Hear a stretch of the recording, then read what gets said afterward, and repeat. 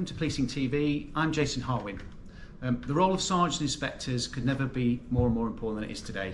With increasing policing demands, the issues around inexperienced staff, making sure we select, promote and obviously importantly develop our sergeants and inspectors really is a key focus for the College of Policing.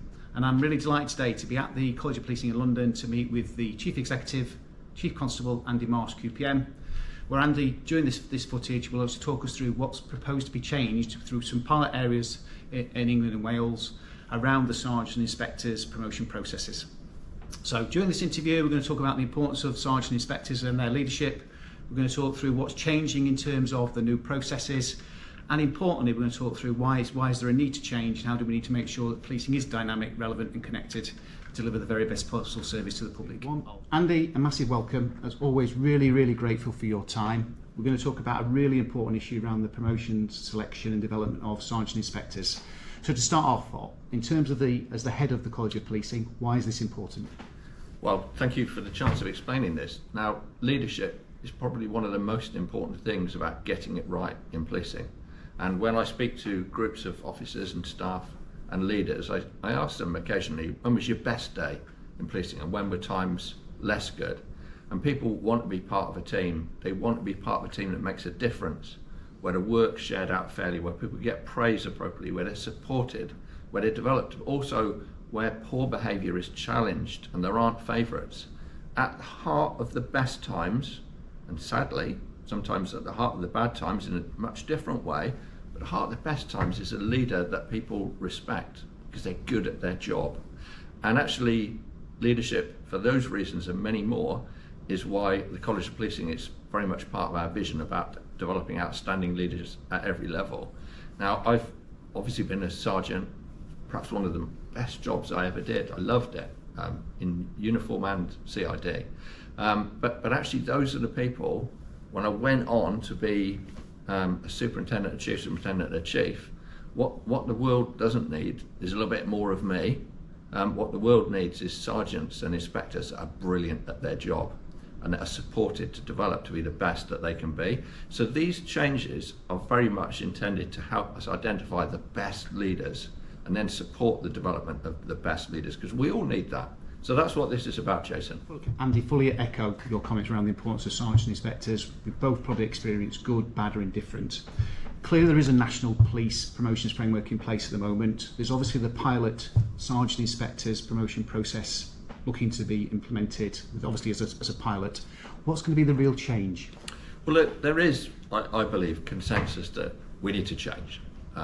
And one of the drivers around the change is the process takes too long, it's too complicated, so it puts some people off applying, sometimes those with a caring responsibility or other responsibilities in their lives. And then, of course, the world's changing and policing needs to change with it and ahead of it. And so we need to assure ourselves that we're selecting the very best leaders and supporting their development. So it's going to go, the big idea in achieving those aims is that we intend to take this from being a 4-step process down to be a 3-step process, where you're identified and developed, where you then pass a selection process, you're then promoted and confirmed. There's obviously detail around those 3 steps, Jason, but we hope that those 3 steps will be easy to understand, less impactful on people's private and domestic lives, because we need to care about that as well as selecting and developing the best leaders. But we also believe that we can, this is why we're doing a pilot, so we can learn, we believe that we can do a better job of selecting the best leaders and then supporting their development. So linked into that, I know there's been a lot of work done to get to us to today. Can you give us, the viewers, some ideas of what's been happening in preparation for the pilot areas? Well, there was a big debate about what change was needed. So we've consulted with all of our stakeholders and we've consulted across the 43 forces, and this is one of those areas where everyone's got a view, believe me. So there's been a lot of involvement. There was a consensus that the legal test needed to remain, the legal test of knowledge, that is.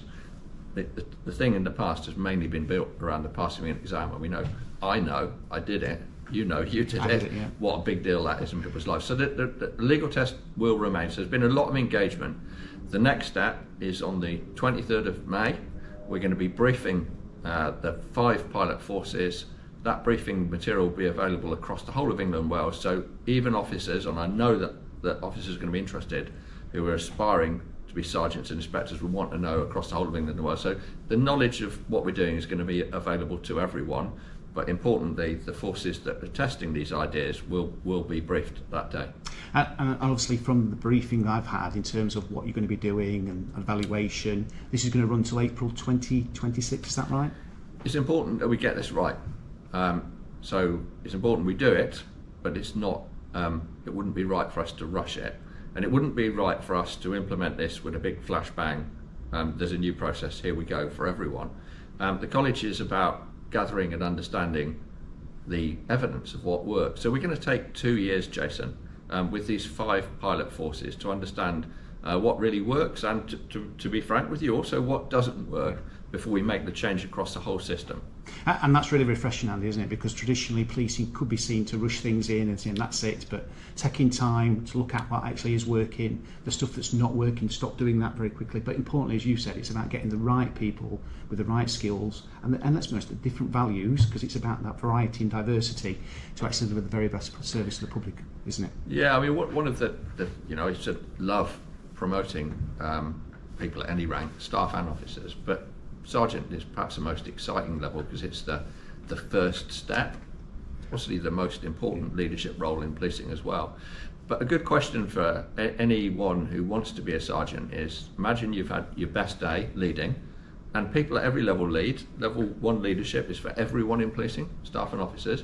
So if you had your best day, what 3 words would your team, and I'm not going to embarrass you, you've gone out the room, would they use to describe your leadership style?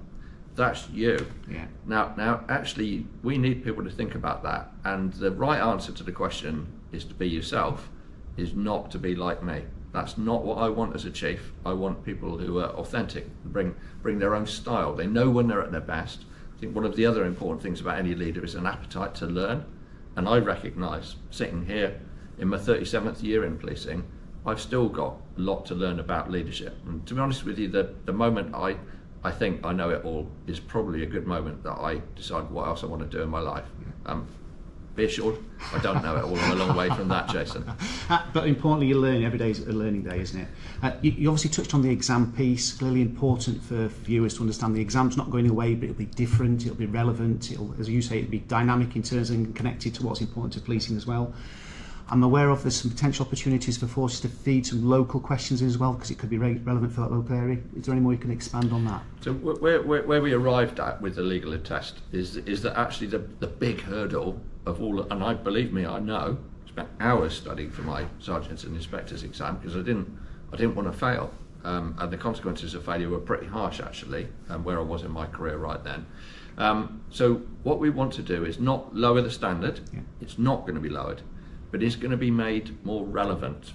And so how are we going to make it more relevant? The questions are going to be about what sergeants and inspectors need to know right now in 2024, 25, this decade. It's been a very static test. And there will be a reduction in repetition. So it won't be a lower standard, it'll be more relevant, more connected to local forces and communities which we'll be engaging with through this pilot period. And another big change, Jason, is it's not going to be a once a year, oh my goodness, I failed, I'll sit on my hands for another 12 months or study or think about studying. I'm not sure which is worse. They're both pretty bad if you've got a busy family life. We're going to run this twice a year. So we hope that it won't put people off and it'll be less impactful, but it will still be relevant, still relevant for sergeants and inspectors to know the legislation that's important to their role out in the streets, yeah. The public they're serving. Yeah. And importantly, whilst you touch on there's going to be 5 pilot areas, clearly this has an impact on policing across the country, doesn't it? Outside, obviously in England and Wales particularly. I think we've got 21,000 sergeants already, we've got 6,500 inspectors. Importantly, individuals that may not be in those pilot forces but are aspiring sergeants and inspectors want to know how it's going. Obviously there'll be an opportunity for them to keep updated through the College of Policing, would that be right? Yeah, I've learned, we talked about ongoing learning, I've been at the College of Policing now for approaching 3 years. I wish I knew what I know now, when I was a detective, a constable, a superintendent. We've got a wealth of information on our website about how to cut crime, catch criminals, develop yourself professionally. And so part of my ambition is to connect all of our workforce better to their College of Policing. So this is all going to be freely available on our website. I'd ask people to engage in it. The important point here is people think, well, what does it mean for me right now? This is a 2-year pilot in 5 forces. We know which those forces are. So if you're thinking about being a sergeant or inspector, the time to start acting is now.